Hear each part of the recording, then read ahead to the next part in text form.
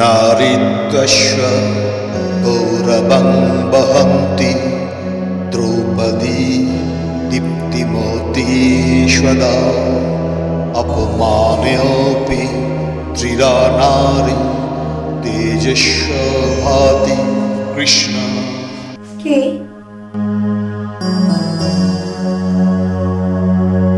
এত আলো প্রজ্বলিত করলো? কে এত অগ্নিশিখা? কে? সামনে এসো, উত্তর দাও। আমি তোমায় দেখতে পাচ্ছি না। আমাকে তো দেখা যায় না পাঞ্চালী, আমি সদা চলমান, আমি চালক। কে তুমি? আমি আমি সময়, আমি কাল, আমি যুগের ধারক, বাহক ও নিয়ন্ত্রক। আমি যে অদৃষ্ট। তুমি তাহলে ভাগ্য নিয়ন্ত্রক? তুমি তাহলে শ্রীকৃষ্ণের সূক্ষ্ম রূপ? আমি অনন্তকাল ব্যাপী সময়, সকলের মতো তোমার জীবন আমার প্রবাহে ভাসমান। তুমি যদি আমার ভাগ্যকে প্রবাহিত করে থাকো, তাহলে আমার যাবতীয় জিজ্ঞাসার প্রত্যুত্তর তোমাকেই দিতে হবে বাসুদেব। আমার মান, আমার অভিমান, এই সমস্ত কিছুর দায়িত্ব তোমাকেই নিতে হবে বাসুদেব। বলো, কি জানতে চাও? তবে যতটুকু তোমাকে জানানো যায় ঠিক ততটুকুই জানাবো। আর যে শাশ্বত সত্য সকলের আড়ালে রয়েছে, সেই সত্য প্রকাশ করব না। বল পাঞ্চালী, কি তোমার অভিমানের প্রশ্ন? বল। আমার জন্ম বৃত্তান্ত আমার জ্ঞাত। যুবতী রূপেই আমার জন্ম। পূর্বজন্মের কাহিনীতে আমি বিশেষ বিশ্বাসী নই। তথাপি পঞ্চস্বামী লাভের ঘটনা নাকি আমার পূর্বজন্মেরই ফল। আমি জানতে আগ্রহী দীনবন্ধু। তুমি তো সর্বজ্ঞ। তুমি জানো না এমন তো কিছু নেই। তুমি আমাকে জানাও, কেন আমাকে পঞ্চস্বামী গ্রহণ করতে হলো? পাঞ্চালী, তুমি আমাকে শ্রীকৃষ্ণ, বাসুদেব, দীনবন্ধু কত নামে আহ্বান করছো, কিন্তু আমি হলাম সময়, কাল, আমি যুগ নিয়ন্ত্রক মাত্র। আমি জানি তুমি কৃষ্ণ। দেহরূপে তুমি সুদর্শনধারী, সূক্ষ্ম রূপে হয়তো তুমি সময়। আমার কাছে তোমার কপটতা প্রকাশ্য। আমায় জানাও আমার জিজ্ঞাসার উত্তর। তোমার কৌতূহল নিরর্থক নয় কৃষ্ণা। শোনো, পূর্বকালে তুমি এক ঋষি কন্যা ছিলে। তুমি ছিলে অপুত্রক এবং যোগ্য স্বামীর আকাঙ্ক্ষিতা। স্বয়ং মহাদেবের তপস্যা করে তুমি মহাদেবের কাছে 5 বার বর প্রার্থনা করেছিল। তুমি হয়তো ভেবেছিলে মহাদেব তোমার প্রার্থনা শুনতে পাননি, তাই পর পর 5 বার একই বর প্রার্থনা করেছিলে। মহাদেব কিন্তু 5 বারই তোমার প্রার্থনা শুনতে পেয়েছিলেন। তাই তিনি কিছুটা ক্ষিপ্ত হয়ে তোমাকে পরজন্মে অর্থাৎ এই দ্রৌপদী রূপে জন্মে 5 বর বা 5 জন স্বামী লাভের বর প্রদান করেন। পঞ্চস্বামী প্রাপ্তিকে তুমি বরলাভ বলছো বাসুদেব? আমার দৃষ্টিতে আমি পঞ্চস্বামীর ভোগ্যা। পঞ্চস্বামীর ভোগ্যা এক নারী। পূর্বজন্মে ঋষিকন্যা রূপে তুমি মহাদেবের প্রদান করা পঞ্চস্বামীর বরদানকে সাদরে গ্রহণ করেছিলে পাঞ্চালী। তুমি হয়তো ভুলে গেছো, কিন্তু পূর্বজন্মে এই বরেই তুমি স্বীকৃতি দিয়েছিলে। সে কথা, সে বিষয় আমার স্মৃতিতে নেই। আমি বলবো মহাদেব স্বেচ্ছাচার করেছিলেন আমার প্রতি। মানব জন্মে কোন নারী 5 স্বামীর ভোগ্যা হতে চায়? চায় না, চায় না। স্বয়ংবর সভা থেকে তোমাকে প্রাপ্তির পর অর্জুন যখন তার 4 ভ্রাতার সাথে কুন্তির কাছে এলেন এবং কুন্তি অজ্ঞানতার বশে 5 ভ্রাতাকে তোমাকে ভাগ করে নিতে বললেন, তখন তো তুমি সব জেনে বুঝেই কোনো প্রতিবাদ করনি পাঞ্চালী। প্রতিবাদ করার কোনো অবকাশ কি আমার ছিল মাধব? পঞ্চপাণ্ডব এবং মাতা কুন্তিকে একবারও জিজ্ঞাসা করেছিলেন আমি কি চাই? স্বয়ং ধর্মপুত্র যুধিষ্ঠির মাতা কুন্তির আদেশকে প্রাধান্য দিয়েছিলেন। কেউ জানতে চায়নি মাধব আমি কি চাই। যুধিষ্ঠির স্বয়ং কৃষ্ণ দ্বৈপায়ন ব্যাসের নিকট থেকে তোমার পূর্বজন্মের কাহিনী সম্পর্কে অবগত ছিলেন। যুধিষ্ঠির জানতেন এই জন্মে তোমার পঞ্চস্বামী লাভ হবে। তোমার কথায় যদি সত্য হয়, তবে যুধিষ্ঠির কিভাবে জানলেন যে 5 পাণ্ডবই আমার পঞ্চস্বামী হবেন? তার কারণ অর্জুন ততক্ষণে তোমাকে স্বয়ংবর সভায় প্রাপ্ত করেছিলেন। উপরন্তু কুন্তী মাতার ওই আদেশ। আমি যদি বলি পঞ্চপাণ্ডবের প্রত্যেকেই আমার প্রতি আসক্ত হয়েছিলেন, ধর্মপুত্র, পবনপুত্র, নকুল, সহদেব সকলেরই কাম্য নারী আমি। আমি যদি বলি অর্জুনের লক্ষ্যভেদের পরাক্রম শুধুই আমার দেহপ্রাপ্তির আকাঙ্ক্ষা, আমার মন কি চায়, আমার ইচ্ছা অনিচ্ছা কেউ জানতে চায়নি।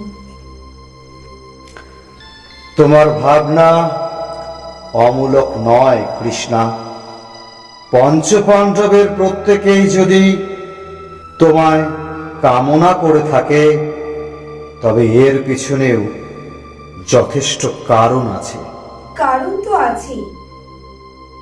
কারণ আমার যৌবন, আমার রূপ, আমার নারীত্ব। অন্য কারণও আছে পাঞ্চালী, সে তোমার জ্ঞাত নয়। কি সেই কারণ বাসুদেব? আমায় জানাও। তাহলে শোনো। বিশ্বকর্মা দেবের পুত্র বিশ্বরূপ, তিনি ব্রাহ্মণ ছিলেন। তাকে একদা ইন্দ্র হত্যা করেছিলেন। ব্রাহ্মণ হত্যার পাপে দেবতা ইন্দ্রের তেজ ও বল অর্ধেক হ্রাস পায়। ইন্দ্রের তেজ অংশ ধর্মের মধ্যে প্রবেশ করে, ইন্দ্রের বল বা শক্তি প্রবেশ করে পবন দেবের মধ্যে। ইন্দ্রের অসামান্য রূপ প্রবেশ করেছিল দুই অশ্বিনী কুমারের মধ্যে, আর বাকি অর্ধেক অংশ স্বয়ং ইন্দ্রই নিজে ধারণ করেন। অর্থাৎ পঞ্চপাণ্ডব যারা আমার স্বামী, তারা ইন্দ্রেরই 5টি রূপ, ইন্দ্রেরই 5টি রূপের সন্তান। তুমি নির্ভুল পাঞ্চালী, তাহলেই বুঝতে পারছো অর্জুন হলেন স্বয়ং ইন্দ্রের যে অর্ধেক অংশ তার সন্তান, আর বাকি 4 ভ্রাতা ইন্দ্রের বাকি অর্ধেক অংশ থেকেই জাত। পঞ্চপাণ্ডবের মধ্যে অর্জুনের শক্তি, অর্জুনের পৌরুষ, অর্জুনের বীরত্বই বেশি পাঞ্চালী। অর্জুনের মধ্যে তুমি বীরত্ব দেখতে পাও? তবে আমি বীরত্বের পাশাপাশি কাপুরুষতাও দেখতে পাই, যা কখনো নারীকে মর্যাদা দেয়নি। এ তোমার ক্রোধ ও অভিমানের ভাবনা পাঞ্চালী। ক্রোধ কিংবা অভিমান হওয়াটা কি স্বাভাবিক নয় বাসুদেব? স্বয়ংবর সভায় যখন কেউ লক্ষ্যভেদ করতে পারছিল না, তখন আমার নিজেকে অজেয় বলে মনে হয়েছিল, তখন আমার নিজেকে শ্রেষ্ঠা বলে মনে হয়েছিল। অর্জুন যখন লক্ষ্যভেদ করতে এগিয়ে গিয়েছিল, ব্রাহ্মণ বেশে অর্জুনকে দেখে আমি মুগ্ধ হয়েছিলাম। তার দীপ্ত পৌরুষ আমায় আকর্ষিত করেছিল। আমি যেন মনে মনে এইরকম একটি পুরুষকেই কামনা করেছিলাম। তবে অর্জুনের লক্ষ্য ভেদের পূর্বে তুমি অপর এক মহাবীরকে প্রত্যাখ্যান করেছিলে পাঞ্চালী। নিশ্চয়ই সে কথা তোমার স্মরণে আছে। সেই মহাবীর হলেন কর্ণ। কর্ণেরও ক্ষমতা ছিল লক্ষ্য ভেদ করে তোমাকে প্রাপ্ত করার। তুমি তাকে প্রত্যাখ্যান করেছিলে পাঞ্চালী। সে তো তোমারই ইঙ্গিতে বাসুদেব। তুমি তো সে সময় আমাকে ইঙ্গিত করে কর্ণকে গ্রহণ করতে নিষেধ করেছিলে। যদি বলি তোমার যাত্রাভিমান, তোমার অহং, তোমার তীব্র নারীত্ব সে সময় কর্ণকে গ্রহণ করতে অস্বীকার করেছিল। শুধুমাত্র শূদ্রের পুত্র হওয়ায় কর্ণকে তুমি বঞ্চিত করেছ পাঞ্চালী, বঞ্চিত করেছ। স্বয়ংবর আয়োজিত হয়েছিল আমার বিবাহের জন্য। আমার ইচ্ছা অনিচ্ছার সেখানে গুরুত্ব থাকতেই পারে, তাই আমি তাকে প্রত্যাখ্যান করেছি। তথাপি তথাপি সেই দৃঢ়তা, সেই সাহসিকতা তুমি পঞ্চস্বামী গ্রহণের ক্ষেত্রে দেখাতে পারোনি কৃষ্ণা। সেই সময় মৌন থেকে নিজের ইচ্ছা অনিচ্ছা প্রকাশ না করে তুমি কিন্তু পরোক্ষে পঞ্চস্বামী গ্রহণের ইচ্ছাই প্রকাশ করেছিলে কৃষ্ণা। আমি তো সে কথাই তোমাকে বলতে চাইছি। আমি তো অর্জুনের কাছে নিজেকে সমর্পণ করেছিলাম বাসুদেব, কিন্তু মাতা কুন্তির আদেশে 5 ভাই আমাকে ভাগ করে নিল। আচ্ছা বলো তো, আমি কি ভোগ্যপণ্য? শুধুই পুরুষ ভোগ্যা? আমার মনের মধ্যে কত ঝঞ্ঝা বয়ে যায় সে কথা কে জানে, কে জানে। তুমি হয় ভুল বলছো অথবা ভুল ভাবছো পাঞ্চালী। ভুল? বিধান অনুযায়ী আমি এক এক বছর এক এক স্বামীর, কখনো যুধিষ্ঠির, কখনো ভীম। এক এক বছর এক এক পুরুষকে গ্রহণ করতে হয়। শোনো কৃষ্ণা, তুমি অবশ্যই অবগত আছো যে এক এক বছর এক এক স্বামীর ভোগ্যা হলেও তুমি তোমার কুমারিত্ব প্রতি বছর ফিরে পাও। যুধিষ্ঠিরের সহিত 1 বছর কাটানোর পরেও পরের বছর ভীম তোমাকে কুমারী নারী রূপেই প্রাপ্ত করবে। এভাবেই অর্জুন, নকুল, সহদেব সকলেই কুমারী রূপেই তোমাকে প্রাপ্ত করছে।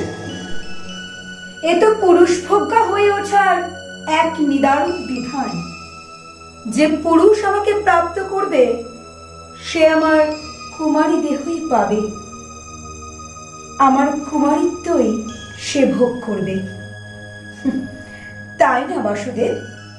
কিন্তু আমার মন, সে কথা কি কেউ ভেবেছে? তুমি কি ভেবেছো? তোমার চিন্তন, মনন, মন্থন, তোমার ভাবনার জগৎ সবই তো আমার হস্তে কৃষ্ণা। তোমার সর্বক্ষণের মানসিক সঙ্গীত আমি। অস্বীকার করতে পারো? সচেতন মনে অর্জুনের জন্য তুমি হয়তো আকাঙ্ক্ষিত, কিন্তু অবচেতন মন, সেখানে কি আমি ব্যতীত আর কেউ আছে কৃষ্ণা? উত্তর দাও, উত্তর দাও কৃষ্ণা। তুমি অস্বীকার করতে পারো? এই কথা আমি অস্বীকার করি না। তাই তো আমার বস্ত্রহরণের সময় আমার পঞ্চস্বামী কাপুরুষের মতো বসেছিলেন, তখন আমি তোমাকেই স্মরণ করেছিলাম। যদি বলি আমি তোমার প্রাণসখা কৃষ্ণা? এ বিষয়ে তুমি নির্ভুল, তুমি আমার প্রাণসখা।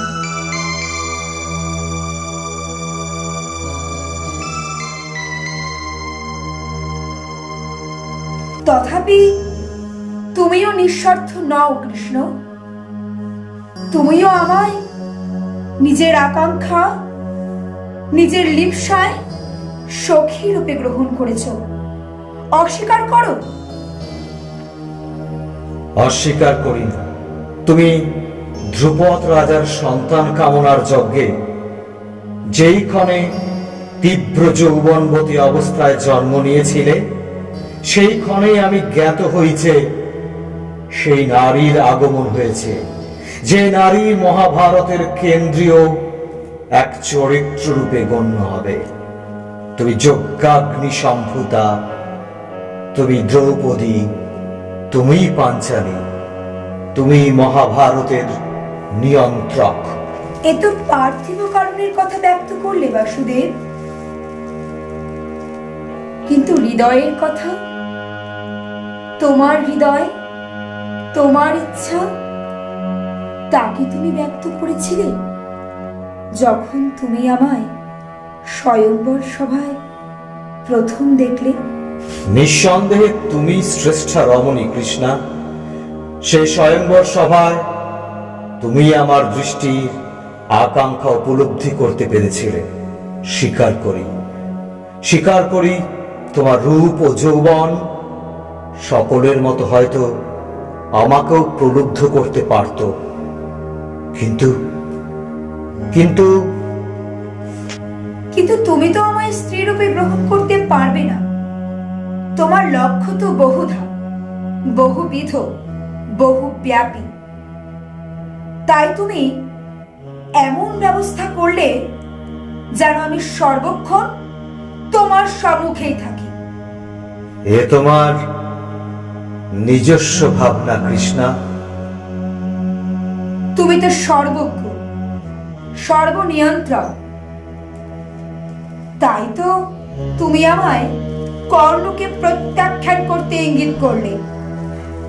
তাই তো অর্জুনের হস্তে তুমি হয়তো লক্ষ্যভেদ করলে। অতঃপর পঞ্চস্বামী গ্রহণ করতে হলো আমায়। তুমি বাধ্য করলে। একটা প্রশ্নের উত্তর দেবে আমায়? সম্ভব হলে উত্তর পাবে। সত্যি করে বলো তো, এই পঞ্চপাণ্ডব প্রদান দ্বারা তুমি আমার দেহকে রক্ষা করতে চেয়েছ, তাই না? বীর পঞ্চপাণ্ডব শুধুই আমার দেহরক্ষী, তাই তো? উত্তর দাও আমায় বাসুদেব, তুমি তোমার ভাবনা ব্যক্ত করো। সব প্রশ্নের উত্তর সম্ভব নয় সখী। সখী? আমায় সখী সম্ভাষণ করলে তুমি? তুমি তো সখী, তুমি তো অবচেতন মনে আমায় প্রাণ সখা রূপে গ্রহণ করেছো কৃষ্ণা। আমি তোমার মনের জগতে ছিলাম, আছি, থাকব। তাহলে তাহলে তাহলে কি আজ থেকে আমি কৃষ্ণ সখী রূপে গণ্য হব? শ্রী রাধিকা যে স্থান প্রাপ্ত করতে পারেননি, আমি কি সেই শ্রীকৃষ্ণের সখী রূপে গণ্য হব? আমায় তুমি কোনো সম্পর্কের বাঁধনে বাঁধতে পারবে না পাঞ্চালী। আমি সমস্ত বাঁধনের ঊর্ধ্বে।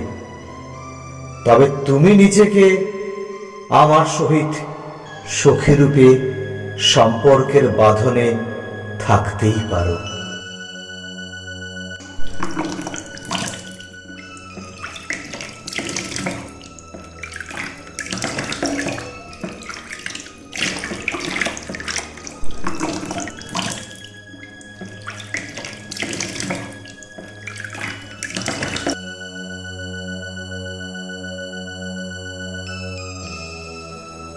আমায় একবার স্পর্শ করো সখা, একবার একবার স্পর্শ করো। ভাবনার জগতে তুমি আমার স্পর্শ পাবে, শুধুই ভাবনার জগতে। তুমি কোথায় গেলে? কোথায় গেলে সখা? আমায় আমায় একবার স্পর্শ করো, আমায় একবার স্পর্শ করো সখা। কোথায় গেলে? আমায় একবার স্পর্শ করো। न मे नाथो न मे भ्राता न च सखा त्वमेव शरणं कृष्ण त्वमेव परिरक्षण।